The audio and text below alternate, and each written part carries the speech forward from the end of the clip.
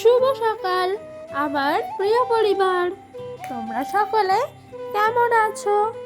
আশা করছি যে যেখান থেকে আমার ব্লগটা দেখছো সকলে ভালো আছো। তোমাদের আশীর্বাদ ও ভালোবাসা সাথে নিয়ে আজকের ব্লগটা শুরু করলাম। এখন বাজে ঘড়ির কাঁটায় ঠিক সকাল 6:30। ঘুমের থেকে উঠেছি 6টার সময়। উঠে সংসারের ঘরের ভেতরে সমস্ত কাজবাজ শেষ করে চলে এলাম এইদিকে সমস্তটা ছাদ দিতে। এই দেখো, এই গাছের গোড়ায় কিন্তু আমি রোজকার পাতাগুলো এক জায়গায় জড়ো করে রাখি। তো বন্ধুরা, সবার আগে তো ঘর থেকে আমি বাসনটা বের করে রাখি, রাতের এঁঠো বাসন।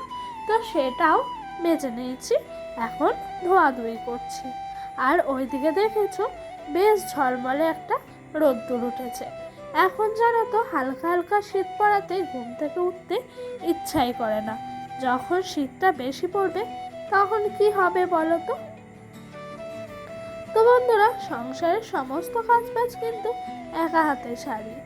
তো মেয়েরা জানো তো শুধু ভাত কাপড়ের জন্যই শ্বশুরবাড়িতে সংসার করতে আসে না। মেয়েরা আসে নিজের একটা সম্মান, নিজের একটা পরিচয় এবং নিজের একটা বাড়ির থাকার জন্য। তো আসল কথা হলো, মেয়েদের না নিজস্ব কোনো বাড়ি হয় না। বাপের বাড়িতে থাকলে বলে এই তো পরের ঘরে যাবে, আর শ্বশুর বাড়িতে গেলে সবাই বলে এটা তো পরের বাড়ির মেয়ে।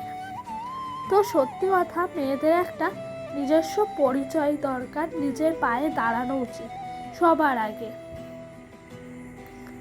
তো কোনোদিন মেয়ে সন্তান হলে, বড় হলে তাকে কখনোই বলো না তোমার বিয়ে দিয়ে তোমাকে একদিন শ্বশুর বাড়ি পাঠিয়ে দেবো, সেই পক্ষী রাজা করে রাজকুমার এসে তোমায় বিয়ে করে নিয়ে যাবে। এই কথাটা কখনোই কোনো মা বাবার বলা উচিত না। সবসময় বলা উচিত যে তুমি নিজের পায়ে দাঁড়াও, ভালো করে পড়াশোনা করো, নিজের একটা পরিচয় তৈরি করো। নিজের পরিচয় না থাকলে এই পৃথিবীতে মেয়েদের কোনো মূল্যই নাই। তো বন্ধুরা, তোমাদের সঙ্গে কথা বলতে বলতে ওইদিকে বাসন কোসন মাজা হয়ে গেছে। তারপর কিছু জামা কাপড় তোমার সার্ফের জলে ভিজিয়ে রেখেছিলাম।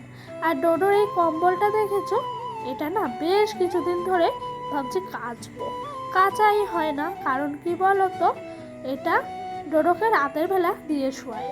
তো কাল রাতে দেখছি এটার মধ্যে টয়লেট করে ফেলেছে, আর রাখা গেল না।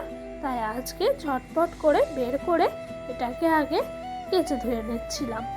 আর আজকে রোদ্দুরটা দেখছি সুন্দর উঠেছে, সেই কারণে কিন্তু আরোই কম্বলটা কাচাকুচি করলাম। ওই দিক দিয়ে সংসারের সমস্ত কাজ হয়ে গেল, এদিক দিয়ে ঘরে বিছানাটা তুলছি। আর দেখেছো, আমি বিছানাটা পরিষ্কার করতে এসেছি, ডোডো কেমন দুষ্টুমি করছে, ওদিক থেকে চেয়ার নিয়ে চলে আসছে। ও কিন্তু আমার কাজ কমায় না, অপরন্ত কাজ বাড়ায়।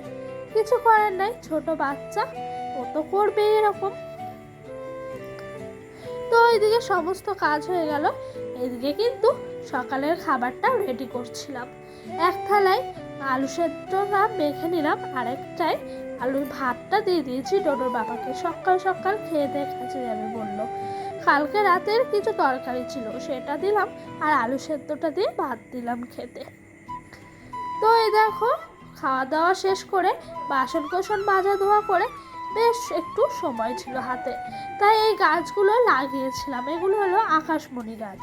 তো গাছগুলো লাগিয়েছি, লাগানোর পর দেখছি গাছগুলো না হেলে হেলে পড়ে যাচ্ছে। তো ভাবছিলাম যে গাছগুলোর পাশে যদি একটা পাটকাঠি দিয়ে দড়ি দিয়ে বেঁধে রাখি, তাহলে গাছটা একটা সাপোর্ট পাবে, আর সেটাও ভালোভাবে হবে। এরকমই একটা মেয়েদের জানো তো সবচেয়ে বড় সাপোর্ট দরকার বিয়ের পর তার স্বামী। তার স্বামী যদি সমস্ত কাজে তাকে সাপোর্ট করে, তাকে এগিয়ে যেতে তার হাতটা বাড়িয়ে দেয়, তাহলে কিন্তু একটা মেয়ে সফলতা খুব ভালোভাবে অর্জন করতে পারে। আর যদি তার স্বামী তাকে তার পাশে না থাকে, তাহলে কিন্তু দুনিয়ায় মনে হয় কেউ পাশে নাই। আর আমাদের বিয়ের পরে কিন্তু একটা মেয়ের তার স্বামীটাই সবচেয়ে কাছের জায়গা, এবং সেই হলো তার আসল মূল্যবান সম্পদ। তো এই গাছগুলো খুব কষ্টভাবে আমি বাঁচিয়ে রাখছি, জানি না এগুলো লাস্ট অবধি বাঁচবে কিনা, টিকবে কিনা। কিন্তু কষ্ট করতে আমি রাজি আছি যদি আমি সফলতা একদিন পাই। তো এই গাছগুলোকেও নিজের সন্তান ভেবে লালন পালন করছি। গাছগুলো যখন থেকে একটু হয়েছে না ছোট্ট থেকে, তখন থেকে কিন্তু আমি ভেবে রেখেছিলাম গাছগুলো একটু বড় হোক, সব গাছগুলোকে আলাদা আলাদাভাবে রাখবো। তো সত্যি কথা বলতে গাছগুলো কিন্তু মারাও যায়নি, যেরকমভাবে আমি চেয়েছিলাম সেরকমভাবেই গাছগুলো লাগালাম। ওইদিকে গাছ লাগালাম, লাগানোর পর এইদিকে চলে এলাম দুপুরে রান্না বান্না করতে। সবজি কেটে একেবারে নিয়ে চলে এসেছি। আজকে কাঠের উনানে রান্না করছি। জানো তো গ্যাসটাও না অনেক দিন হলো শেষ হয়ে আসছে, সেই জন্য ভাবলাম আজ কাঠে করি। কারণ কি বলতো, পাতাগুলো শেষ হয়ে যাবে আর আমার রান্নাটাও হবে। আর এই পাতার জাল তো কতদিন হলো, তোমরা তো দেখেই আসছো, পাতার জালেই রান্না করছি। পাতা এখনও শেষ হয়নি, এগুলো শেষ হলে আরও আছে। তো এইদিকে ডোডোর বাবা বলেছিল একটু উচ্ছে দিয়ে আলু দিয়ে চচ্চড়ি করতে ঝাল ঝাল করে।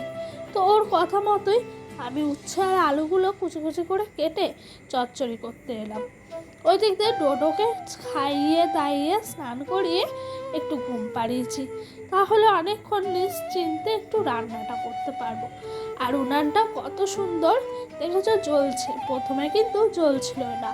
প্রথমে ভাত হতে গিয়ে যে আগুনটা লাগে না, সেটা করতে গিয়ে প্রচুর কষ্ট হয়, কারণ উনুনের ভেতরে ছাইগুলোই তো ভিজে থাকে, সেই কারণে।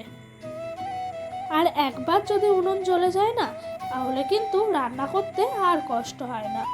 আর বেশি কষ্ট হয় এই পাতার জালে রান্না করতে, কারণ কি জানো তো, এদিক থেকে ওদিক করা যায় না, আগুন কিন্তু একটুতে নিভে যায়। তো বন্ধুরা বলি, তোমরা যারা যারা আমার ভিডিওটা এখনো অবধি দেখছো, তোমাদের সবাইকে অনুরোধ করব পুরো ভিডিওটা দেখে নেওয়ার জন্য। আর যদি আমার ভিডিওটা তোমাদের ভালো লেগে থাকে, অবশ্যই কিন্তু একটা লাইক আর একটা কমেন্ট করো। তো তোমাদের সঙ্গে কথা বলতে বলতে ওইদিকে আমার রান্নাবান্না শেষ হয়ে গেছে। এদিক দিয়ে দেখি শ্বশুরমশাই সমস্ত ক্যাথা কাপড়গুলো ছিল মাঠে মেলে এসেছিলাম, সেগুলো উনি আমাকে তুলে এনে দিল। এনে দেওয়াতে সত্যিই আমার খুব ভালো হয়েছে, কারণ কি বলতো, তাহলে আজকে আর আমাকে মাঠে যেতে হলো না জামা কাপড় তুলতে। সেগুলো একটু ভালো করে গুছিয়ে নিলাম। আর এদিক দিয়ে রান্না, এই দেখো ভাত বেড়ে নিয়েছি আমার শাশুড়ি মার আর আমার। তো শ্বশুরমশাই পরে একটু শুটকি মাছের ভর্তা করেছিল, যেটা আমার খুবই প্রিয়। আর এই দিক দিয়ে আমি করেছিলাম মূলো আলুর ঝোল আর উচ্ছে আলু চচ্চড়ি।